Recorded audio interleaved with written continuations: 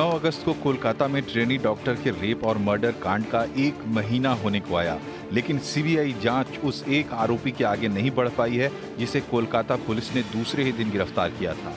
इधर जांच का दायरा फैलकर आरजी कर मेडिकल कॉलेज में करप्शन तक पहुंच गया। धरना प्रदर्शन से लेकर राजनीतिक बयानबाजी लगातार जारी है। इसी बीच ममता बनर्जी ने केंद्र सरकार को चुनौती देने के अंदाज में विधानसभा का विशेष सत्र बुलाया और एंटी रेप बिल अपराजिता निर्विरोध पास करवा लिया।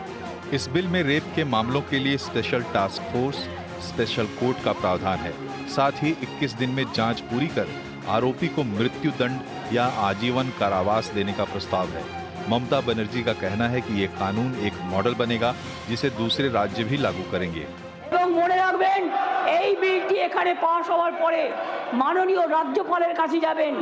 তিনি তাড়াতাড়ি এটা পাস করলে এটা রাষ্ট্রপতির কাছে যাবে।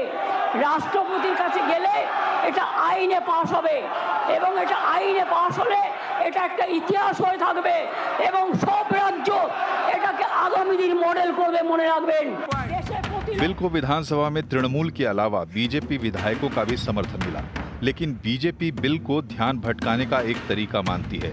केंद्रीय मंत्री किरेन रिजिजू ने केंद्र की तरफ से ममता बनर्जी को 2021 में लिखा गया एक पत्र पोस्ट किया है। इस पत्र में रेप और पॉक्सो एक्ट के मामलों के लिए फास्ट ट्रैक कोर्ट बनाने पर ध्यान देने को कहा गया है।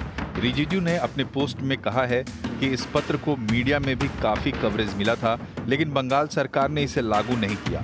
अब बीजेपी कह रही है कि अपराजिता कानून भी ममता का तानाशाही रवैया दिखाता है, जिसमें रेप के मीडिया कवरेज को रोकने की कोशिश की गई है। यदि कोई भी पत्रकार किसी केस के बारे में या महिला को न्याय दिलाने के लिए या बलात्कारी के खिलाफ कुछ लिखेगा तो उसे 3 से 5 साल की सज़ा हो सकती है।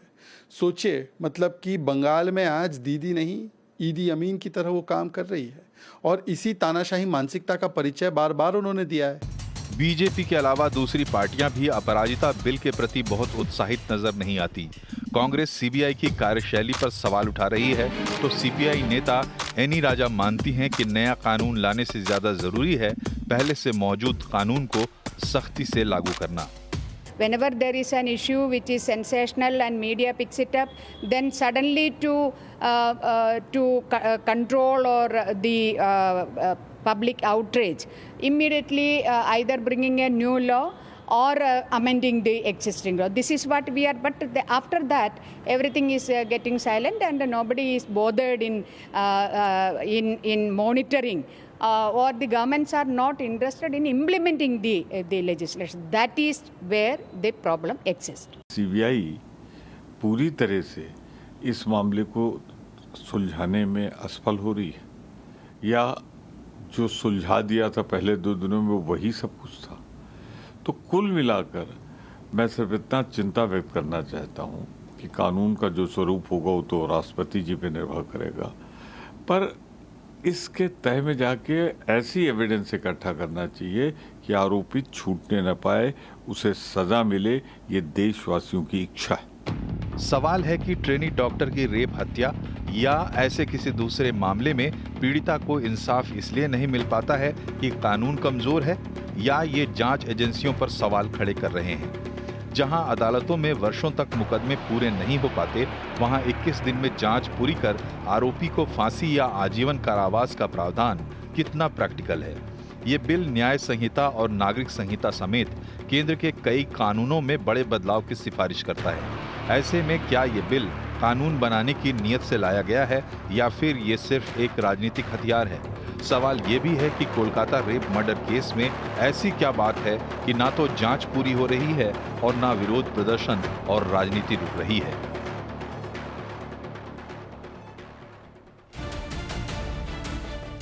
तो आइए चर्चा की शुरुआत करते हैं। नमस्कार, मैं हूं आपके साथ विपिन भट्ट और आज आवाज अड्डा में कलकत्ता की बात होगी, जहां पर क्या कहें, पहले जब कोर्ट की बात आती थी तो कहते थे तारीख पर तारीख, और आप कह सकते कानून पर कानून। तो क्या एक और नया कानून लाने से ये जो रेप मर्डर ये समस्या है इसका समाधान हो जाएगा? तो ये न्याय है या राजनीति, आज इसी पे चर्चा करेंगे। आज चर्चा में हमारे साथ शामिल हो रही हैं बीजेपी की प्रवक्ता डॉक्टर शतरूपा, टीएमसी के प्रवक्ता स्वयं पुरोहित, वरिष्ठ वकील आभा सिंह, सुप्रीम कोर्ट के वकील और संविधान के जानकार विराग गुप्ता और विमेन राइट एक्टिविस्ट योगिता भयाना। आप सभी का बहुत बहुत स्वागत है। तो डॉक्टर पुरोहित, माफ़ कीजिए, स्वयं पुरोहित साहब, आप चूँकि पश्चिम बंगाल का मामला है और आप ही के यहाँ नया कानून आया है, मेरा पहला सवाल यही होगा कि क्या जस्ट एक और कानून ले आने से इस प्रॉब्लम का समाधान हो जाएगा? देखने में ऐसा लग रहा है कि क्योंकि इतने ज़्यादा एक्टिविज़म है, इतनी ज़्यादा विरोध है, इतना ज़्यादा सब कुछ हो गया है, अब उसको शांत करने के लिए कानून ले आया गया, बदलना इससे भी कुछ नहीं है। अरे देखिए, बदलने के लिए तो लोगों को बदलना होगा। इस तरह की जघन्य अपराध जो होते हैं ना, लोगों की मानसिकता होती है। मगर कानून लाना सरकारों की नीयत बताता है कि सरकार इसके मतलब इस सख्ती के साथ खड़ी है ऐसे जघन्य अपराध के खिलाफ। कानून जो होता है वो आपकी नीयत बता रहा है कि सरकार की नीयत इस मामले में क्या है। देखिए, जिस तरह से ये बीएनएस बना उसके अंदर में कैपिटल पनिशमेंट नहीं है, मगर जो हमारा कानून अभी हमने इसमें जो अमेंडमेंट किया है वस्तु और भारतीय जनता पार्टी की जो विपक्ष की हमारी पश्चिम बंगाल में नेता है शुभेंदु अधिकारी, उन्होंने भी समर्थन दिया है पूरे भारतीय जनता पार्टी। रही बात उसके अलावा शरद पवार जो महाराष्ट्र के पूरे देश के अंदर में, मैं बोलता हूं नरेंद्र मोदी से भी सीनियर कोई नेता है, ममता बनर्जी के बाद शरद पवार एक लेवल के नेता है, उन्होंने समर्थन दिया है। रामदास अठावले उन्होंने समर्थन दिया है। तो आप देखिए, देश के अंदर से हर तरफ से समर्थन की बात आ रही है इस कानून पे। What Bengal thinks today, India thinks tomorrow. ये एक हिस्टोरिकल कानून है, ये लोगों को समझना होगा कि ये कोई राजनीति नहीं है। इसके अंदर में सरकारों का काम है कानून बनाना। केंद्र सरकार को, प्रधानमंत्री जी को हमारी नेत्री ममता बनर्जी ने लेटर लिखा, एक राज्य की मुख्यमंत्री है, उसके 15 दिन बाद तक जवाब नहीं आता है कि भाई आप कानून बनाइए, आपके पास अधिकार है, आप बनाइए, सख्त से सख्त कानून बनाइए। जिस दिन ये जघन्य अपराध हुआ उस दिन हमारे नेता अभिषेक बनर्जी ने कहा कि इस व्यक्ति को सरेआम फांसी देनी चाहिए या शूट आउट कर देना चाहिए, इसके लिए फास्ट ट्रैक कोर्ट चलना चाहिए। तो इस तरह की बहुत सी चीजें हुई है। अपराजिता कोर्ट की बात करूंगा, हर जिले के अंदर में देखिए, पश्चिम बंगाल में जब ममता बनर्जी मुख्यमंत्री बनकर आई थी उसके पहले वामपंथी 34 साल तक थे यहाँ पर, और महिलाओं का थाना शून्य था। आज वामपंथी शून्य पर हो गए हैं। पश्चिम बंगाल में ममता बनर्जी की सरकार आने के बाद में प्रत्येक जिलों के अंदर में महिला का, बहुत से जिलों में 50 से भी ज्यादा करीबन ये थाने बने हैं महिलाओं के, और भी बने। फास्ट ट्रैक कोर्ट 88 है, जो मीडिया इसके अंदर में दिखाती है, गलत डाटा दिखाती है। राज्यसभा का जो राज्यसभा में जो लेटर 23 जुलाई को दिया गया पिछले साल, उसमें कहा है कि इंडिया में हाईएस्ट उत्तर प्रदेश में फास्ट ट्रैक कोर्ट, नंबर 2 पे महाराष्ट्र, नंबर 3 पे वेस्ट बंगाल, पश्चिम बंगाल है। देखिए, जघन्य अपराध देश में कहीं भी हो, ये कलकत्ता में एक जघन्य अपराध हुआ है, चाहे वो जोधपुर में हो, चाहे वो बदलापुर में हो, चाहे वो कहीं भी हो, मैं कहूंगा भारत के किसी कोने में हो, तो कानून बनाना सरकारों का काम है। ठीक है स्वयं साहब, अब ये बताइए जी, का काम है। ठीक है, मैंने आपकी बात सुन ली। अब मुझे बताइए कि क्या आप इस बात की गारंटी लेते हैं कि आप ये जो कानून का जिक्र कर रहे हैं, कह रहे हैं कि ये नीयत बता रहा है आपकी, और ये बनाने के बाद क्या सब कुछ ठीक हो जाएगा? क्या उसके बाद ऐसी कोई घटना नहीं घटेगी? नहीं, देखिए, मैं आपको एक बात का दावा दूंगा कि कानून के साथ में जो भी दोषी, देखिए, घटना घटेगी कि नहीं घटेगी इसकी गारंटी कौन लेता है? तो फिर क्यों ये बात कह रहे हैं? फिर क्यों ये बात कह रहे हैं? कानून तो निर्भया के बाद भी नहीं, स्वयं साहब, कानून तो निर्भया के बाद भी बहुत बड़े बड़े बने, लेकिन उसके बावजूद भी ऑलमोस्ट वैसा ही कांड हुआ कि नहीं हुआ? तो क्या कानून बना देने से और अच्छी नीयत रखने से बात बन जाएगी?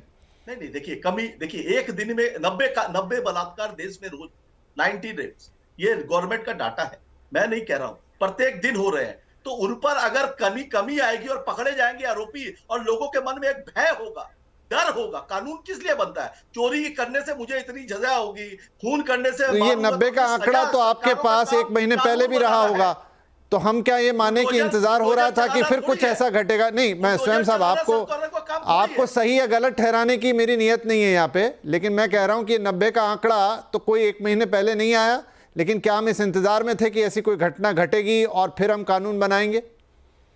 नहीं, सारी चीजें पहले से मौजूद है। ये जो नहीं, ऐसा नहीं है, ऐसे इंतजार में नहीं थे। देखिए, कानून बना, बीएनएस जो बना हमारे देश के अंदर में, अभी बहुत बड़ा कानून उन्होंने बदला, उसमें कुछ बदलाव किए, मगर सभी राजनीतिक दल, सभी पार्टियों को, विपक्षी पार्टियों को लेकर भारतीय जनता पार्टी नहीं बैठी। प्लानिंग कमीशन में जैसे पहले बैठते थे, सेक्रेटरी बैठते थे, लॉ मिनिस्टर्स बैठते थे, बैठ करके कानून बनाते थे, कोई चर्चा नहीं हुई, उसको थोप दिया गया।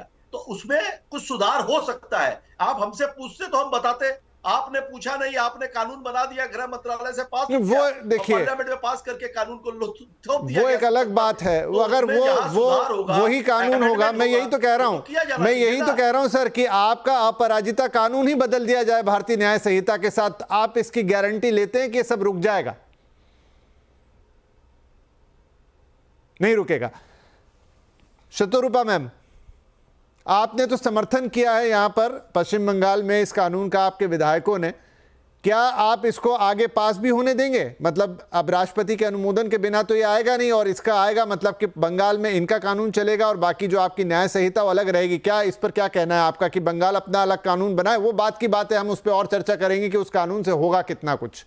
विपिन जी नमस्कार, ये मेरा आप लोगों के साथ पहला शो है, तो मैं सिर्फ इतना शुरू में मैं ये कहना चाहती हूँ कि हाँ, ये सही है कि हमारा जो विधायक है वो in principle they have supported the spirit of the law that has been Aparajita का, जो not the contents but the spirit. क्योंकि हमारा लीडर ऑफ ऑपोजिशन माननीय शुभेंदु अधिकारी ने 7 पॉइंट्स ऑफ ऑब्जेक्शन या मॉडिफिकेशन लाया था, उन्होंने पढ़ा भी था, लेकिन उनको स्पीकर ने एकदम डिस्कार्ड कर दिया। बट सिंस हम लोग प्रॉमिस किए थे कि ममता बनर्जी मुख्यमंत्री जितना देर तक और जो भी उनको बोलना इच्छा है बोल सकते हैं, जितना देर तक बोलना चाहे बोल सकते हैं, कोई भी अपोजिशन नहीं किया गया। इन प्रिंसिपल हमने सपोर्ट किया, लेकिन यहाँ मुझे थोड़ा अगर मोहलत मिले तो मैं थोड़ा some points I want to point out. एक है कि भारतीय न्याय संहिता, स्वयं पुरोहित जी ने बहुत कुछ बोले हैं। भारतीय न्याय संहिता जब बने थे तब हर एक राज्य को चिट्ठी लिख के उनका ओपिनियन मांगा गया था, केंद्रीय सरकार ने हर एक राज्य को चिट्ठी लिखा था। लेकिन पश्चिम बंगाल सरकार, जैसा उनका स्वभाव है, उनको अपोजिशन करना था, कुछ नहीं बोले। फिर जब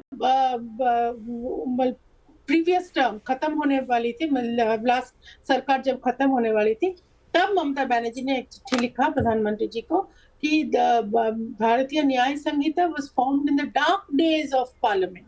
डार्क डेज मतलब उनको क्या मतलब है मुझे नहीं पता, लेकिन तब उनको याद नहीं आया। अभी लगता है कि ये जो जनरोष एकदम रास्ते में लोग उतर आए हैं, उनका डिविएशन करने के लिए एक आई वॉश करना चाहिए। तो उन्होंने ये लाया, और लाया भी, अगर आप हर एक मॉडिफिकेशन देखें, वो खुद ही पढ़े हैं कि हमारा मतलब भारतीय न्याय संहिता में ऑल द पेनल्टीज एक मिनिमम है, एक मैक्सिमम है। ममता बनर्जी ने इतना सिर्फ किया है कि हर किसी को जो भी whatever the crime is related to women, एकदम तुरंत हैंग बाय डेथ पेनल्टी उन्होंने मांगा है। इतना चेंज उन्होंने किया है। तो हमारा 7 पॉइंट जो हमारा लीडर ऑफ ऑपोजिशन ने डाला था वो पूरा सीधा डिस्कार्ड कर दिया। फिर भी since we had promised we will support it in spirit, हमने सपोर्ट किया। बाकी जो आपका प्रश्न है, देखिए ये तो हर किसी को पता है कि अगर एक बिल पार्लियामेंट या विधानसभा से उठ के जाता है, वो राज्यपाल या राष्ट्रपति के पास जाएगा। वहां पे हमारा वैसे कोई हाथ नहीं होता है।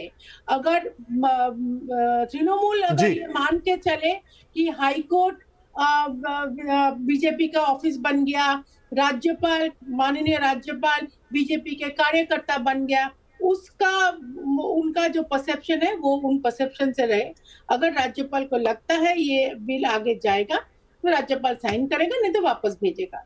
ठीक है। Third point and my final point, आपको पता होगा ये वैसे भी वरिष्ठ दोनों वकील है पैनल पे, जहां पे सोचिए अगर आइन बन गया पश्चिम बंगाल में और कोई बलात्कारी जो है उनको डेथ पेनल्टी, पश्चिम बंगाल का आइन अनुसार वो उसको डेथ पेनल्टी मिल गया। हर एक सिटीजन ऑफ इंडिया को अपील करने का राइट है, तो वो जब ऑटोमेटिकली सुप्रीम कोर्ट में अपील करेगा तब तो तुरंत सुप्रीम कोर्ट बोलेगा कि ऑल इंडिया जो है, ऑल इंडिया लेवल पे जो आइन है उसका वो मिनिमम और मैक्सिमम पेनल्टी के अनुसार फिर से अपील होगा। तो ये आइन स्टेट लेवल में आना तो कोई मायने नहीं रखता है। फिर भी हमारा जो 77 एमएलएस जो हमारा जो एमएलएस वहां पे थे, मैं फिर से बोल रही हूँ जी, ठीक है ma'am, we were with it. ठीक है, अब देखिए क्या होगा क्या नहीं होगा वो बात की बात है, लेकिन यहाँ सवाल आज उससे ज़्यादा बड़ा है कि क्या कानून से हम ऐसी घटनाओं को रोक पाएंगे, क्योंकि निर्भया के समय भी हमने कानून बनाया, अगर ये घटना फिर से घट रही है, लगभग उसी लेवल का जघन्य अपराध हो रहा है और लगातार हो रहा है।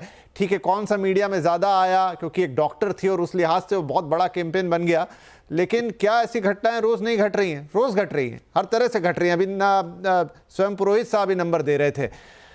आज आभा जी, कानून बनाना अच्छी बात है, उन्होंने कहा कि हमारी नीयत अच्छी है कानून बना, आप शायद उस समय जुड़ी नहीं थी, तो स्वयं साहब कह रहे थे कि हमारी नीयत को देखिए कि हमने एक अच्छी नीयत से बनाया, लेकिन हम सरकारों की नीयत का क्या करें? अच्छी नीयत है तो उससे क्या होगा? सिर्फ नीयत से बात बनती तो सब रुक जाता, लेकिन यहाँ तो कानूनों से भी कुछ नहीं हो रहा। तो क्या करा जाए इसके अंदर? क्या कानून इसका उपाय है या कानून का कोई लेना देना ही नहीं है यहाँ पे? देखिए, कानून तो हमारे पास बहुत सारे हैं। निर्भया के बाद भी जो है डेथ पेनल्टी की बात आई थी, बस यही था कि लाइफ इम्प्रिजनमेंट एंड डेथ। अब जो अपराजिता कानून है इसमें कंपलसरी डेथ कर दिया गया है, लेकिन मेरा कहना है कि कितनी डेथ पेनल्टी होती है। निर्भया के रेपिस्ट को भी 10 साल बाद फांसी जो कोर्ट ने दी थी वो एग्जीक्यूट हुई। और अगर आप आज के केसेस देखिए, कन्विक्शन रेट जो है रेप केसेस में सिर्फ 28% है, तो मात्र 28% जो रेपिस्ट है उनके ऊपर सजा होती है, बाकी सब छूट जाते हैं। तो इसका मतलब आपका कानून बेकार है और इसी वजह से कोई कानून का खौफ नहीं है, कोई डर नहीं है, और बेधड़क गवर्नमेंट मेडिकल कॉलेज में इस तरह से रेप हुआ। तो क्या प्रॉब्लम्स है? प्रॉब्लम्स है कि आपका पुलिस जो है वो एफआईआर ठीक से नहीं करती, फोरेंसिक सही नहीं इकट्ठा करती है, जो चार्जशीट बनाती है उसमें इतने लूप होल्स रहते हैं कि ट्रायल के वक्त जो है रेपिस्ट के, मर्डरर्स के जो वकील होते हैं वो इनकी धज्जियां उड़ा देते हैं पुलिस की जो रिपोर्ट होती है। फिर उसके बाद ट्रायल के वक्त जो होता है, जो रेपिस्ट है या क्रिमिनल्स है, इनकी पास इतनी मसल पावर होती है, मनी पावर होती है, या तो ये विटनेस को खरीद लेते हैं या धमका देते हैं। विटनेस डर जाता है, विक्टिम डर जाते हैं, वो डिपोज नहीं करते और इसलिए कन्विक्शन नहीं होता। तो कानून से ज्यादा जरूरी है कि आप अपनी जो प्रक्रिया है, कानूनी प्रक्रिया, उसको सुधारें। उसमें ये करें कि आपका जो कन्विक्शन है वो 80% हो, 100% नहीं हो। अगर मैं कहती हूँ 28% से बढ़ के 80% भी हो जाए तो इस पे रोक लगेगी, लोगों को डर होगा। नहीं तो लोग सोचते हैं कितने रेप करके बार बार करके जाते हैं, बाद में वो बाहर निकल आते हैं। और ये भी देखा गया कि रेपिस्ट को माला पहना के भी अप्रिशिएट किया जाता है। तो फिर जरूरी है कि हम कानून सही करें, प्रक्रिया सही करें, कोर्ट में केस सही से आए और विक्टिम प्रोटेक्शन हो, विटनेस प्रोटेक्शन हो। और जिस दिन कन्विक्शन सही ढंग से हो जाएगा, कानून का डर हो जाएगा। सिर्फ फांसी की सजा बना देने से फांसी रेप नहीं रुकने वाला है। जी विराग साहब, दोनों बातें यहाँ पे। एक तो क्या कानून इतना सख्त कर दिया जाए, या जैसा इन्होंने कहा, मतलब पश्चिम बंगाल में जो आया है कि आप 21 दिन में ट्रायल कीजिए और फांसी पे चढ़ा दीजिए, या तो इस लेवल का कानून हो। क्या ये संभव है कि 21 दिन में ट्रायल हो जाए? और दूसरी बात जो आभा जी कह रही है वही बड़ी बात है इस केस में। तो अभी तक यही दिखा कि आपने शुरू से इस केस को ढकने की कोशिश की, वहाँ पर एफआईआर दर्ज नहीं हुई, फिर बहुत सारी उसकी पूरी थ्योरी है जो हम सब जानते हैं। तो क्या जो एग्जीक्यूशन है वहीं पे सारे प्रॉब्लम्स हैं? आप ले आइए एक से बढ़कर एक कानून, लेकिन अगर रिपोर्ट लिखाने से लेकर ऊपर जाने तक की पूरी प्रक्रिया इतनी लचर होगी तो बड़े से बड़ा कानून कुछ नहीं कर पाएगा। ये आप बिल्कुल आपने ठीक बोला। और जब निर्भया के दोषियों को जब राष्ट्रपति के पास उनकी याचिका, बार बार उनका एग्जीक्यूशन टल रहा था, और जब आंध्र प्रदेश का मामला था, तो मेरी किताब आई थी rape laws and death penalty. और जब बीएनएस की भी जब नया कानून आया तो मेरी नई किताब उस पर आई थी। अब ये गंभीर विषय है। दिक्कत ये है कि जो हमारे नेता हैं वो कुर्सी में जब बैठते हैं तो संविधान की शपथ लेने के साथ ही कानून के शासन की बलि चढ़ाने लगते हैं। आप पूरे हिंदुस्तान में कहीं भी देखिए, मैं आपको 3-4 बातें बताता हूं। अभी लॉ कमीशन का गठन हुआ, 3 साल का फिक्स टेन्योर होता है, लेकिन लॉ कमीशन का चेयरमैन अपॉइंट नहीं हुआ, जो कानून बनाने की जो सबसे महत्वपूर्ण इकाई है। और हर जगह पर जब बीएनएस का कानून लाया गया था तो बोला गया था कि इससे रामराज्य आ जाएगा, अपराधियों में खौफ पैदा होगा, सारी चीजें होंगी। लेकिन यथार्थ ये था कि राज्यों के साथ सही परामर्श नहीं किया गया। पश्चिम बंगाल ने जो नया कानून लाया, पश्चिम बंगाल की सरकार, अभी प्रवक्ता बैठे हुए हैं, इस बात का जवाब नहीं दे रहे कि वहां पर 123 फास्ट ट्रैक ट्रायल कोर्ट के लिए जो सैंक्शन किया गया था उसमें सिर्फ 11 चल रहे हैं। वहां पर 48,600 मामले पेंडिंग है रेप के, और उनका डिस्पोजल नहीं हुआ तो ये नए मामलों को किस तरीके से कर देंगे। और जो सरकारें जब बन जाती हैं, अहंकार की सभी सीमाएं पार कर लेते हैं, तो सारे फीते उनको काटने हैं, सारे उद्घाटन उनको करने हैं। लेकिन जब जवाबदेही की बात आती है तो जवाबदेही के नाम पे कानून बनाना या एक अलग किस्म की एक सिस्टम को पूरा दोष देना और सिस्टम को समझे बगैर जो कानून की प्रॉब्लम है। अभी जिला जजों का सम्मेलन हुआ था, वहां पर चीफ जस्टिस, प्रधानमंत्री और राष्ट्रपति ने जो बातें बोली हैं वो एक हमारी एक्सरे रिपोर्ट है, और उस एक्सरे रिपोर्ट में राष्ट्रपति ने बोला है कि गरीबों को न्याय नहीं मिलता। ये हकीकत है।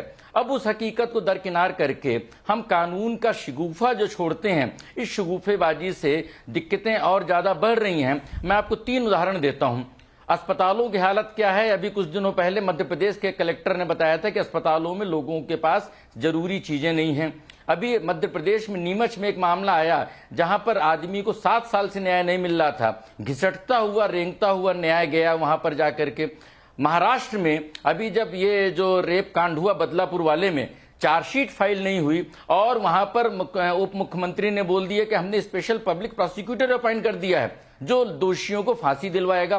चार्जशीट के पहले आप फांसी डिसाइड कर लेते हैं। तो मुझे लग रहा है पूरे सिस्टम में भांग पड़ी हुई है और क्रिमिनल जस्टिस सिस्टम पूरी तरह से कोलैप्स हो गया है, और इसकी सबसे बड़ी मार गरीबों पर पड़ रही है। दिक्कत यह है कि लोग उन लोगों से जो अपनी फोटो खिंचवाते हैं, वो चाहे ममता बनर्जी हो, चाहे प्रधानमंत्री हो, चाहे राज्यों के मुख्यमंत्री हो, उनसे जवाब नहीं मांगते हैं कि वो न्याय प्रक्रिया में कितना इन्वेस्ट कर रहे हैं, फॉरेंसिक लेबोरेटरी में कितना इन्वेस्ट कर रहे हैं, पब्लिक प्रोसिक्यूटर में कितनी सारी चीजें कर रहे हैं। और जिस तरीके से कानून व्यवस्था की स्थिति है, हम सिर्फ कन्विक्शन रेट से चीजों का आकलन नहीं कर सकते हैं। हमें यह भी देखना है कि जब कोई गरीब व्यक्ति फंस जाता है पुलिस की वजह से, उसको न्याय क्यों नहीं मिलता है। हमको ये भी देखना चाहिए कि जब केंद्र और राज्यों के झगड़े में पुलिस पर आप पूरी तरह से नो कॉन्फिडेंस करते हैं, तो आम आदमी के ऊपर वही पुलिस वाले जब कोई FIR लॉन्च कर देते हैं, उसका कोई भी निदान नहीं निकलता है। तो मुझे लग रहा है कि भारत में एक गंभीर न्यायिक क्रांति की जरूरत है, जिसको दरकिनार करके सिर्फ कानून की शगुफेबाजी की जा रही है। ठीक है, मैं आता हूं अब योगिता के पास, जो कि एक वुमेन राइट एक्टिविस्ट हैं, खासतौर पे उनकी संस्था जो रेप विक्टिम्स हैं और ये जो पूरा सारा मामला है इस पर काम करती है। योगिता, आपके नज़रिए से क्या लगता है, क्या कोई कानून, क्या कोई सोच, क्या कोई समाज कहाँ से, क्योंकि देखिए बात ये नहीं कि आज हम ये बहस कर जाएं और यहाँ पर कहें कि ये कानून बेहतर होगा, वो कानून बेहतर होगा। आपका लक्ष्य है कि ये चीज़ें समाज में रुकें। कितनी रुकेंगी, किस हद तक रुकेंगी, इसकी जड़ में क्या है, और क्या सख्त कानून, सख्त से सख्त बना दीजिए अगर कानूनी इसका रास्ता है, किससे बात बनेगी? देखिए, ये बात ऐसी नहीं है कि मैं बोल दूं कि हाँ इससे बात बनेगी या इससे नहीं बात बनेगी। ये तो बहुत सारे सीरीज ऑफ एक्शंस की बात हम और बाबा जी और हम कब से करते आए हैं, और मैं बिल्कुल मैम से भी उसमें बात से उनकी बिल्कुल सहमति रखती हूँ कि जो ये सिस्टमेटिक रिफॉर्म्स की अगर हम बात करें, क्योंकि जो ये कानून है ये तो बिल्कुल ये जो लेकर आए हैं, बड़ी इनप्रैक्टिकल सी बात है कि 21 दिन में सजा का प्रावधान, वो हमें अगर बताते कि कैसे होगा तो हम समझ पाते, हम कहते कि हाँ हो पाएगा कि नहीं हो पाएगा। 21 दिन में नहीं हो पाएगा, ये सबको मालूम है। ये जो प्रवक्ता बैठे हैं ये भी बोलेंगे कि 21 दिन में आप कैसे प्रूव करेंगे। आपके पास FSL लैब्स हैं, आप पहले बताइए आपके पास कितनी FSL लैब्स हैं वेस्ट बंगाल में। तो ये जो खाना पूर्ति वाली चीजें ये अलग बात है, और हमें लगता है एक्सपर्ट्स को बुलाया जाना चाहिए था। जैसे कि ये बोल रहे थे कि जब कानून आया सेंटर में तब भी नहीं बुलाया गया, तो जरा थोड़ा सा बातचीत करके सबको शामिल करके कानून को लाने की जरूरत है। कानून वैसे ठीक ठाक है हमारे पास, कानूनों में बदलाव की मुझे नहीं लगता कुछ खास जरूरत थी। हाँ, तो इक्का दुक्का चीजें हर टाइम टू टाइम हमें चेंज करनी पड़ती हैं, वो चेंज होती रहनी चाहिए, वो तो इवॉल्व होते रहना चाहिए। इसीलिए बार बार हमारी संस्था हम मांग करते हैं कि साल में एक बार एक सत्र, महिला सुरक्षा सत्र बुलाने में क्या दिक्कत है। आधा दिन एक दिन महिला को देने में क्या दिक्कत है इनका, कि महिला सुरक्षा पे हर साल चर्चा कर लें। हमने सारे मुख्यमंत्रियों को ये चिट्ठी लिखी, हमने ममता बनर्जी को भी लिखी, एक दिन का विशेष सत्र उन्होंने किया। उन्होंने ये सब चीजें जो लाई चल रही है प्रैक्टिकल है या नहीं है, कम से कम उन्होंने की, और वो भी इन्होंने इमरजेंसी कंट्रोल में की है।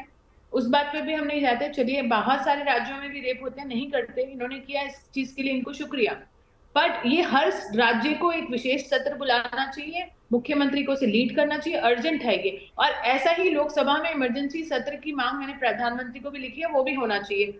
और उसमें ये सारी चीजें खाली, जैसा आपने मुझसे पहला सवाल यही पूछा कि कैसे बदलेंगी, खाली ये कानून लाने से नहीं बदलेंगी, सामाजिक तौर पर क्रांति की जरूरत है।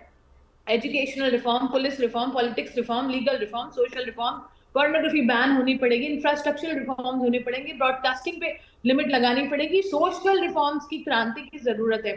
तो मैं ये बोल दूं कि एक बात से हो जाएगा, वो नहीं होगा। तो हम सबको लगने की जरूरत है और कम से कम साथ में बैठ के चर्चा तो करें, इसीलिए इस सत्र की मांग की जा रही है। नहीं तो डेलिब्रेशन, डिस्कशन सोशल एनजीओ वगैरह बहुत कर चुके हैं आबाजी और हजारों कंसल्टेशंस का हिस्सा है, बट हम कानून तो नहीं बना सकते ना।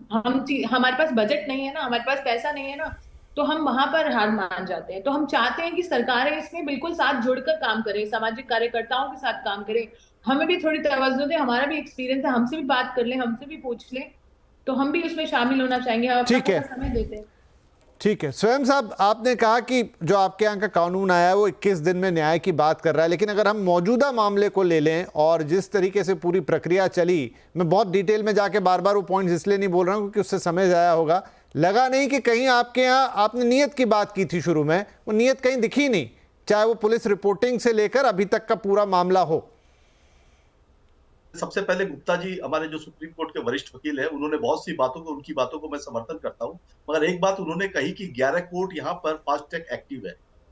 प्रधानमंत्री जी को जो लेटर लिखा गया है और राज्यसभा में उसमें लिखा हुआ है क्लियर, और आप पता कर लीजिए 88 कोर्ट फास्ट ट्रैक पश्चिम बंगाल में एक्टिव है। क्या करें सर उनका, मैं आपको क्या करें? आप गूगल कर लीजिए, आपको डिटेल मिल जाएगी। सीएम का जो लेटर है उसमें डिफाइंड है 66 पोक्सो केस है, पोक्सो। ये जो बिल आया इस पे बच्चों और महिला दोनों के लिए 10 कोर्ट, 10 फास्ट ट्रैक कोर्ट और एक्टिव फंक्शनिंग करने के लिए ऊपर से परमिशन की जरूरत है। थोड़ा बहुत डेटा है आपके पास कि इन कोर्ट्स में क्या कुछ फास्ट हुआ, कितने केसों का निदान हुआ, कितने लोगों को सजा मिली, कुछ है आपके पास डेटा वगैरह? ना, एकदम देखिए, डाटा तो आपको टीवी चैनल अभी आप तुरंत अभी बोल रहे हैं, करीबन 3 लाख कितने केस फास्ट ट्रैक में फाइल हुए और करीब 90% तक लोगों को उसका नतीजा है, 90% से ज्यादा इसकी स्ट्राइक रेट है, 90% से ज्यादा। आप पता करिए ग्राउंड। मगर अभी मुद्दा क्या है, ये जो बोल रहे हैं कि कानून हड़बड़ी में लाया गया, क्यों लाया गया? निर्भया केस हुआ, एक युग बीत गया, एक युग बीतने के बाद भी आज हम कानून में सख्ती की बात कर रहे हैं और सभी पार्टियां समर्थन कर रही है, भाजपा भी समर्थन कर रही है, कहीं ना कहीं कोई देखिए सभी पार्टियां समर्थन कर रही है। मगर मुद्दा यह है कि लोग अभी जो नहीं, तो फिर स्वयं साहब बात यही है कि आप जिस तरीके से ले आए आनंद फानन में, तो फिर सवाल उठता है क्या आपके पास उतना बैकअप है? आप 21 दिन में कैसे ये सब कर लेंगे बताइए? जो अभी कानून बनेगा तो योगिता मैम बोल रही हैं। सुनिए, हाँ जी, आ रहा हूँ विराग साहब। विराग चलिए बोले, विराग कुछ कहना चाह रहे हैं, ओके कैरी ऑन। मैं थोड़ा सा समय लेता हूं। देखिए विपिन जी, जो अभी प्रवक्ता साहब बोल रहे हैं, जो मैंने डेटा दिया है वो केंद्रीय मंत्री ने जो चिट्ठी लिखी थी उसका डेटा दिया है। इनको 3 बातों का जवाब देना चाहिए। कानून बनाया एक शख्स।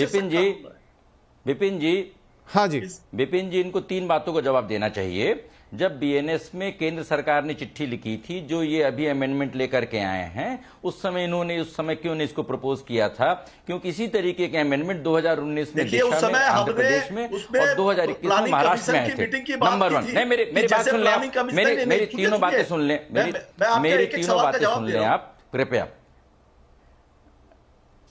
नहीं देखिए, मैं 3 बातें आपसे बोल रहा हूं। दूसरे नंबर पर सुप्रीम कोर्ट का जजमेंट है और उस जजमेंट में यह है कि डेथ पेनाल्टी ओनली ऑप्शन नहीं होना चाहिए। 1983 का मिट्ठू का जजमेंट है, 1994 का करतार सिंह का जजमेंट है कि फेयर ट्रायल होना चाहिए। आपने इस कानून को बनाने से पहले क्या आपने अपने एडवोकेट जनरल के, अटॉर्नी जनरल की किसी की राय ली कि आप सिर्फ इसमें राजनीति करते हैं? आपको पता है कि आपके इस कानून को, चूंकि बीएनएस के कानून को आप अमेंड कर रहे हैं, आपका ये जो बिल है केंद्र सरकार के पास जाएगा, क्या आपको परामर्श नहीं करना चाहिए? जब कानून में आप सियासत करते हैं तो कितना गलत होता है और उसका दुरुपयोग कैसे रोकेंगे? लोग हैं, बहुत बड़े बड़े वकील हैं जिन्होंने ये कानून बनाया है। आपने बीएनएस में अपने सजेशन क्यों नहीं दिए थे? बीएनएस में सजेशन क्यों नहीं दिए थे? सुन लीजिए, नहीं आपने सवाल किए, 2 सवाल, दोनों का सवाल। आपने कहा कि चिट्ठी के ऊपर में हमें लेटर मिला। आप मुझे बताइए, पूरे देश का कानून बनाया जा रहा है और उस कानून को बनाने के लिए आप मेरे से चिट्ठी पत्र या व्हाट्सएप मैसेज में कानून बनेगा क्या? आपको बैठ के चर्चा करनी चाहिए। एक नहीं, जो देश का संविधान बना था बरसों तक, उसके ऊपर में जब संविधान और कानून बना था उस समय बरसों तक, आज तक अमेंडमेंट्स हो रहे हैं, अमेंडमेंट्स होते रहते हैं कानून के अंदर में। प्रावधान है। मैं आपसे सहमत हूं। जो अपराजिता बिल के कंटेंट को आपने संसद में क्यों नहीं उठाया? टाइम है उसमें। अगर इन्वेस्टिगेशन अभी 2 महीने का प्रावधान है, अभी आज तक आप मुझे एक छोटी सी बात बताइए कि अभी जो बच्ची के साथ जघन्य अपराध हुआ है, आरोपी आज तक सुप्रीम कोर्ट में मामला चल रहा है, सीबीआई की जांच है, 3 हफ्ते होने जाएंगे सीबीआई को, और अभी तक कोई भी वो व्यक्ति रोज चाउमीन खा रहा है, रोटी खा रहा है, वो क्यों उस पे पैसा लगाया जाएगा? जब उसका डीएनए मैच हो गया, क्यों नहीं उसको कल की डेट में फांसी दी जानी चाहिए? जब उसका डीएनए मैच हो गया, क्यों नहीं? और कहां तक सीबीआई की जांच गई है? इस मुद्दे पर कोई बात नहीं हो रही है। बात हो ठीक है योगिता, एक मिनट, ये बड़ी चीज आपने कही, इसमें थोड़ी डिबेट लगेगी। एक मिनट, क्या नहीं, ये बड़ा मामला है। हाँ, एक मिनट स्वयं साहब, योगिता मैम और मैं आभा जी आपका भी इसमें विचार चाहूंगा कि स्वयं साहब कह रहे हैं कि डीएनए मैच हो गया, आप उसे हैंग कर दीजिए। क्या हम कानून में इतना स्ट्रेट जा सकते हैं? मतलब ये आप बताएंगे जो कानून के विशेषज्ञ। बुलडोजर चल रहा है जेल में। एक मिनट, तो आप भी चला दीजिए बुलडोजर। देखिए, अरे स्वयं साहब आप दूसरी तरफ मत लेके जाइए ना। अच्छा, वो सब गलत है तो आप भी गलत करेंगे? अगर आप ये कह रहे हैं कि वो गलत है तो हम भी ऐसे ही करेंगे। एक मिनट रुकिए आभा जी और योगिता, एक मिनट रुकिए सर, एक मिनट रुकिए। अरे एक मिनट रुकिए ना स्वयं जी, एक मिनट रुकिए, बुलडोजर पे भी आएंगे, एक मिनट रुकिए। लाने से पुरोहित जी आपके शोर मचाने से जजमेंट थोड़ी आ जाएगा कि आपने कहा कि मैंडेटरी है। आपको मालूम है 376 में एक तरह का रेप क्या है कि मतलब अगर having physical relationship under the false promise of marriage, तो उस तरह के रेप में भी आप फांसी दे देंगे। आपको थोड़ा तो ट्रायल सुनवाइए उसमें नहीं, सुनिए ना पहले। उसके अंदर में प्रावधान है, महिला थाने हैं, बहुत से चीजों का प्रावधान है। आपको क्या आप लोग इसीलिए एक महिला होकर के अगर आप लोग अगर इस कानून को, तो महिला होने से क्या होगा स्वयं जी? बात तो पैरिटी पे करनी पड़ेगी ना। आप एक महिला होकर के आपने पढ़ाई नहीं है, और बिना पढ़े आप बोल रही है उसके अंदर में अगर ऐसा देखिए मर्डर होता है। सुनिए मेरी बात, rarest of the rare cases में तो rarest of the rare cases को आप ताक पे रख देंगे, आप फेयर ट्रायल देंगे नहीं। 21 दिन में आपको लगता है कौन नहीं का फेयर ट्रायल नहीं है? कौन फेयर ट्रायल का मतलब है 10 साल बाद में उसको सजा होगी? फेयर ट्रायल का मतलब क्या है? फेयर ट्रायल का मतलब क्या है? कितने वर्षों बाद आप उसको घर के अंदर में उसको जेल में बिठा के खाना खिलाएंगे? 10 साल क्यों लगे? आप ये क्या चाहते हैं? जिस बच्ची की पूरा परिवार खत्म होता रहे इस विषय में कि हमें न्याय नहीं मिला। फांसी ऑर्डर हुई, एग्जीक्यूट होने में 10 साल क्यों लगे? आज की जो देश की जनता है ये ठंडे और थके हुए न्याय नहीं चाहिए, थके हुए न्याय नहीं चाहिए। आप जो बात कर रहे हैं थके हुए न्याय है। चलिए, आप कह रहे हैं कि ठंडा और थका हुआ न्याय नहीं चाहिए, तो फिर क्या पुरोहित जी क्या क्यों बजा रहे थे? आप नहीं होने देंगे उस ऑर्डर को। हाई कोर्ट जाएगा, सुप्रीम कोर्ट जाएगा, प्रेसिडेंट को जाएगा। ऐसे थोड़ी मतलब आपको अभी भी संदेह है कि जो आरोपी होता है वो उसको डीएनए मिलने के बाद में क्या अपील करेगा? अरे पुरोहित साहब, डीएनए मिल गया एक बात है, लेकिन फिर आपकी पुलिस ने, आपके लोगों ने क्यों इस केस को इतना आगे तक खींचा? क्यों उसको बार बार दबाने की कोशिश की? क्या कनेक्शन है आपका? और जब आपके सिर पे आ गई तो आप एक कानून ले आए और अब कह रहे हैं कि डीएनए मिल गया, फांसी दे दीजिए। मुख्य आरोपी को हमने पकड़ा, इसके बाद में सीबीआई ने किसको पकड़ा बताइए मुझे। स्वयं जी, ये तो बहुत अजीबोगरीब सी बातें कर रहे हैं आप। जो सच्चाई है बता रहा हूँ विपिन जी। आप लोगों को व्हाट्सएप मैसेज वाले संदेश अच्छे लगते हैं, मगर सच्चाई आप सुनना नहीं चाहते हैं। 12 घंटे में कोलकाता पुलिस ने मुख्य आरोपी को गिरफ्तार किया, 3 दिन तक हमारे पास था। अरे उनकी बात तो सुन लीजिए, चिल्लाने से क्या होगा? एक मिनट स्वयं जी का ऑडियो डाउन कीजिए। चिल्लाने से क्या होगा? आवा मैम, आप बात पूरी कीजिए। इन्होंने मेडिकल कॉलेज में एक रेस्ट रूम नहीं दिया कि वो बच्ची को सेमिनार रूम में सोना पड़ा और वहां रेप होके मर्डर हुआ। जो सरकार एक रेस्ट रूम नहीं दे पा रही है, जबकि विशाखा गाइडलाइंस और sexual harassment at workplace act कहता है कि 10 से ज्यादा महिलाएं हैं तो उनके बैठने की, रहने की, सोने की जगह होनी चाहिए। तो जो सरकार सरकारी हॉस्पिटल में एक रेस्ट रूम लड़कियों ने नहीं दे पा रही है, वो आज ऐसा कानून बना रही है कि 21 दिन में वो पुलिस से वेरिफिकेशन करा देगी। और वो पुलिस जो एक क्रिमिनल रिकॉर्ड वाले आदमी को सिविक पुलिस वॉलंटियर बना के उसको पुलिस वेलफेयर कमेटी का मेंबर बनाती है, वो पुलिस 21 दिन में इन्वेस्टिगेशन कर देगी। आप मजाक कर रहे हैं? आधी पुलिस तो वीआईपी बंदोबस्त में लगी हुई है। आपके फोरेंसिक लैब, योगिता जी ने सही कहा, आप पे फोरेंसिक लैब है, फोरेंसिक लैब से रिपोर्ट आने में महीनों लगते हैं, 21 दिन में आ जाएगी। क्या बात करते हैं आप पब्लिक को मूर्ख मत समझिए। अगर आप सीरियस हैं तो आप पहले ये तो बताइए कि मेडिकल कॉलेज में रेस्टरूम क्यों नहीं था? वहां पे सिविक पुलिस वॉलंटियर, आप पार्टी वर्कर्स को सिविक पुलिस वॉलंटियर बना के लाइसेंस दे देते हैं कि वो किसी भी अस्पताल में घुस जाए। 10,000 रुपए आप एक वॉलंटियर को दे रहे हैं, वो पार्टी वर्कर है। आप तो वहां पे पॉलिटिक्स कर रहे हैं। जबकि रेगुलर पुलिस अगर होती तो क्या आप ऐसे ही संजय रॉय जैसे वॉलंटियर से ही इन्वेस्टिगेशन कराएंगे? कलकत्ता का जो रिकॉर्ड है कि पुलिस रेगुलर पुलिस नहीं है तो आपने सिविक पुलिस वॉलंटियर को लगा दिया, उसको पुलिस चौकी में बैठा दिया, वो वहीं सोता हुआ मिला, तो आप उससे इन्वेस्टिगेशन करा के देंगे? आपके पास कितनी वैकेंसी आप मुझे बता सकते हैं पुलिस में कि आप 21 दिन में इन्वेस्टिगेशन करा देंगे और 7 दिन और देंगे? मजाक है। आज तक मैंने नहीं देखा कि पुलिस वाले इतना फास्ट इन्वेस्टिगेशन करके दे पाए हो। तो रियलिटी में आइए। डेथ पेनल्टी तो निर्भया के बाद भी थी, लेकिन तब भी निर्भया 2 हुआ, अभया हुआ कलकत्ता में, क्या वो डेथ पेनल्टी रोक पाई? नहीं। आपको सिस्टम इंप्रूव करना पड़ेगा, आपको जो लूप होल्स है वो खत्म करने पड़ेंगे, जजेस की पोजीशंस भरनी पड़ेगी, और साथ ही साथ पुलिसिंग इतनी स्मार्ट करनी पड़ेगी कि आप प्रिवेंट करिए क्राइम होना। प्रिवेंशन होना चाहिए और वही पुलिस फेल हो जाती है। आपके पास इंटेलिजेंस है कि नहीं है? आपने कभी ट्रैक रखा आपके सीसीटीवी कैमरे काम करते हैं? आधे कैमरे इस कॉलेज में काम नहीं कर रहे थे। तो बिना सिस्टमिक रिफॉर्म्स के अगर सोचते हैं कि पब्लिक को एक डेथ पेनल्टी का कानून लाके ये कानून डेथ रेप रोक देंगे, तो ये सरकार का भुलावा है। अभी भी कुछ बोलना चाहेंगे स्वयं साहब? नहीं, मेरा तो हैंडल आपने आवाज डाउन हाँ, बस जरूरी था, क्योंकि आप डिबेट को सिर्फ दबाने की कोशिश कर रहे हैं, आप सही बात नहीं कर रहे। आपको जरूरी था वो, अब बोलिए। आप मुझे बताइए, 21 दिन के बाद में 15 दिन का भी प्रावधान है, मगर अभी 2 महीने की जो टाइम है अगर उसको शॉर्ट किया गया है और फास्ट ट्रायल चेक चलाने की बात हो रही है, और जो मुद्दा उसमें जाएगा, सुनिए, जो जाएगा उसमें इनको दिक्कत क्यों हो रही है? मुझे पीड़ा क्यों है? दिक्कत नहीं हो रही है, रियलिटी पे आइए। दिक्कत ये है स्वयं साहब कि जब सारी सुइयां आपकी तरफ घूम गई तो आप उसको बचाने के लिए आप और आपकी पार्टी ये सारी बातें कर रहे हैं कि किस तरह पुलिस वाले आते हैं। देखिए, आयोग का आता पता नहीं होता है। इन्वेस्टिगेटिंग ऑफिसर ट्रायल में 10 बार बदल जाते हैं। देखिए, आयोग कितने दिन रहता है? हर बार नया आदमी कागज लेके कोर्ट में आता है। प्रावधान सजा को हटाने की बात की, और वो हटाने की बात नहीं कर रहा है। चलिए, मुझे एक ब्रेक लेना होगा, उससे पहले क्विकली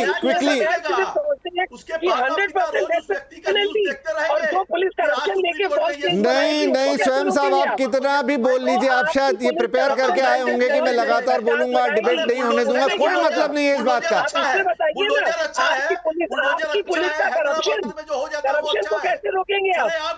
आप इसे स्वयं साहब राजनीति से ऊपर जाइए। चलिए, मुझे एक छोटा सा ब्रेक लेना होगा, मुझे एक छोटा ब्रेक लेना होगा, लेकिन ब्रेक के बाद स्वयं साहब मैं आपसे रिक्वेस्ट करूंगा कि इस मामले में संवेदनशीलता अब तो दिखाइए, थोड़ा राजनीति से ऊपर उठ के बात कीजिए, कैसे निकालेंगे इसका हल। ठीक है, आपने कानून बनाया, अच्छी बात है, लेकिन क्या वो कुछ काम करेगा, वो नीयत दिखाइए। एक छोटा ब्रेक के बाद बातचीत जारी रहेगी।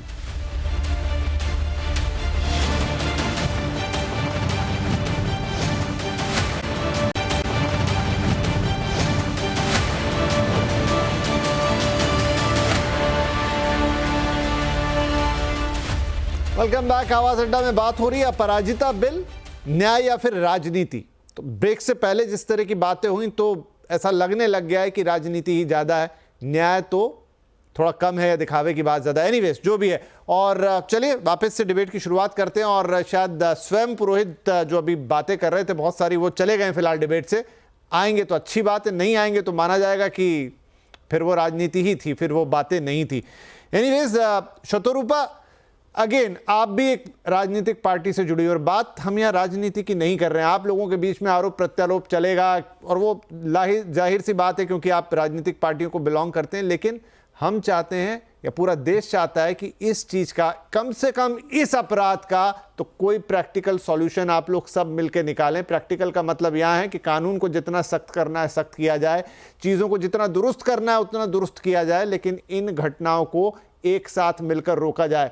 आरोप प्रत्यारोप, उसने ये नहीं किया, उन्होंने तब नहीं ये किया, और ऐसी घटनाएं घटती रहेंगी।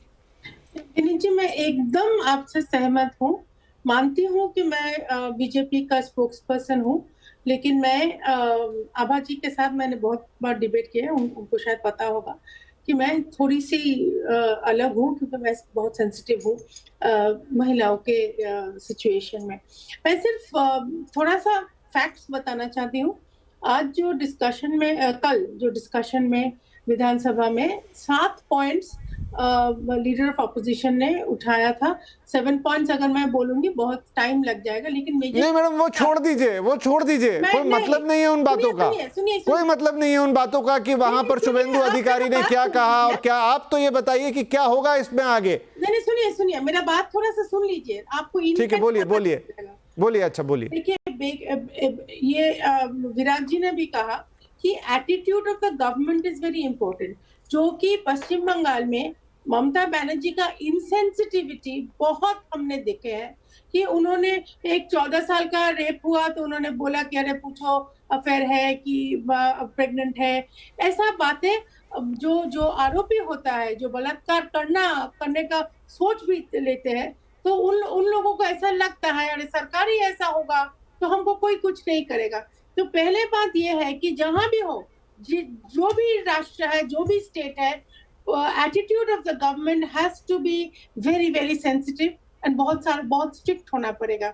दूसरा बात है, लीडर ऑफ अपोजिशन ने जो उठाया था, पुलिस का रोल बहुत सख्त होना चाहिए। तुरंत चेष्टा तो करना चाहिए कि एविडेंस ले आए, फोरेंसिक हो कि क्रॉस स्टॉक हो कि जो भी हो, जब एविडेंस का डिले नहीं करना चाहिए, एविडेंस कलेक्शन का डिले नहीं करना चाहिए। मैंने पूरा का पूरा सब कुछ बहुत सख्ती से होना चाहिए। फास्ट ट्रैक कोर्ट के बारे में हमने बहुत कुछ कहा है। विराट जी ने भी कहा कि अन्नपूर्णा देवी ने एकदम लिख के दिया था जो हमने इतना केंद्र सरकार से इतने पैसे भेजे थे, इतना फास्ट ट्रैक कोर्ट के लिए आपने फास्ट ट्रैक कोर्ट क्यों नहीं बनाया।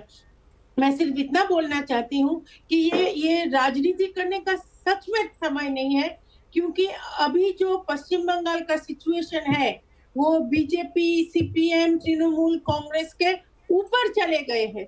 जनता अभी बहुत क्रोधित है, जनता बहुत दुखी है, तो अभी राजनीति का समय नहीं है।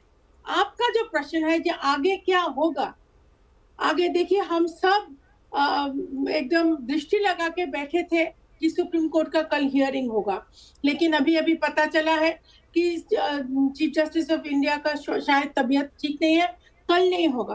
तो ये तो बीजेपी का हाथ में नहीं है। बीजेपी भी आप लोगों की तरह सबके लिए, सबके साथ, हम भी तो आशा कर रहे थे कि अभी तो सीबीआई कुछ खुलासा करे, आगे क्या होगा हमको थोड़ा पता चले, हम भी चिंतित थे।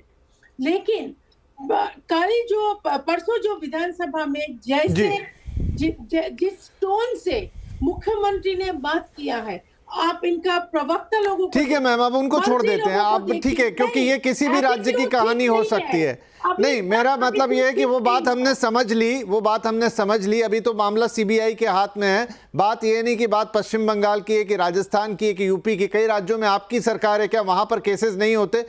बात यह है कि हम इनसे कैसे निपटेंगे। विराग साहब आप कुछ कहना चाह रहे थे, लेकिन उससे पहले योगिता, बात अगेन कानून बना देने की नहीं है, जिस नीयत की वो बात कर रहे थे, अगर वो नीयत ही बेहतर हो जाए ना कि नहीं इन मामलों को हम ऐसे निपटेंगे जहां पर कोई इंटरफेरेंस, चाहे वो कानूनी हो, चाहे वो पैसों का हो, चाहे किसी भी तरीके का हो, तो वो अगर आंध्र प्रदेश वाला किस्सा हम याद करें, हैदराबाद वाला, मैं आऊँगा उसके पास, विराग जी के पास, जिसमें पुलिस ने एनकाउंटर कर दिया था, बात की कहानी कुछ और निकली। जनता को उस समय बड़ी अलग तरीके से जनता ने उसको ट्रीट किया था, लोगों को लगा कि त्वरित न्याय का अच्छा तरीका है, लेकिन बाद में बहुत सारी दूसरी बातें सामने आई। खैर उस पर बात करता हूं, लेकिन आप कानून बनाने से आगे जब तक नहीं बढ़ेंगे और जब तक दूसरी चीजों पे नहीं पहुंचेंगे कलेक्टिव एफर्ट के साथ, तब तक ये चीजें नहीं रुक पाएंगी। जी बिल्कुल नहीं रुक पाएंगी और ना रुकी है। और इसका रीजन ये है कि हमारे राजनेताओं ने भारत की बच्ची को भारत की बच्ची नहीं समझा है, राज्यों की बच्चियों में डिवाइड कर दिया है। ये इस राज्य की बेटी है, वो उस राज्य की बेटी है, वो केस उस केस है, बेटी भी नहीं बोलते ये लोग, तो केस बोलते हैं। तो ये जब तक ये इतनी जो बेशर्मी है इन राजनेताओं की, वो खत्म नहीं होगी, जिस दिन वो भारत की बेटी को भारत की बेटी ना मानेंगे और सोचेंगे कि कैसे हम अपनी देश की बेटियों को बचाएं, चाहे वो मणिपुर की बेटी हो, राजस्थान की बेटी हो, वेस्ट बंगाल की बेटी हो, दिल्ली की बेटी हो, बेटियां तो भारत की है ना, वो तो ये कब समझेंगे? जिस दिन ये समझ गए कि हमें सबको मिलजुल कर अपनी बेटियों को बचाना है, उस दिन रुकेंगी ये चीजें, नहीं तो नहीं रुक सकती। अनफॉर्चुनेटली यही फैक्ट है। विराग जी, जितना मुझे आइडिया है तो आंध्र प्रदेश में और दूसरा महाराष्ट्र में भी इसी तरह के बिल राज्य सरकारों ने बनाए जिसमें मृत्यु का प्रावधान रखा, वो भी अभी अनुमोदन के लिए हैं, राष्ट्रपति के पास हैं। ये भी एक नया बिल है। क्या इससे कुछ होगा या कोई मतलब नहीं इन सब चीज़ों का? देखिए विपिन जी, 3-4 बातों को समझने की जरूरत है कि हमारा पूरा क्रिमिनल जस्टिस सिस्टम सड़ांध से भरा हुआ है और उसको हम बहस उस पर हम नहीं करना चाहते हैं, ये सबसे बड़ी समस्या है। 2-3 बातों को समझने की जरूरत है। जब हमारी भाजपा की प्रवक्ता जब बोल रही थी, दुर्भाग्य से पूरे देश में जो कानून के नाम पे राजनीति होती है वो सबसे दुर्भाग्यपूर्ण है। मैं बार बार बोल रहा हूं कि जो क्रिमिनल जस्टिस सिस्टम जिसको कि जादू का पिटारा बताया गया था, बहुत ही गलत तरीके से बनाया गया और 80% पूरे कानून पुराने कानून हैं जिनको रिशफल कर दिया गया। और एक दुर्भाग्यपूर्ण बात यह है कि जिन कानूनों को राज्यों को इंप्लीमेंट करना है, केंद्र सरकार मनमाफिक तरीके से उनको बनाकर और एक ऐसा एक संकेत देती है कि इन कानूनों को तरीके से लागू कर दिया जाएगा। आप कैपेसिटी बिल्डिंग की बात नहीं करते हैं, ये पहली बात है।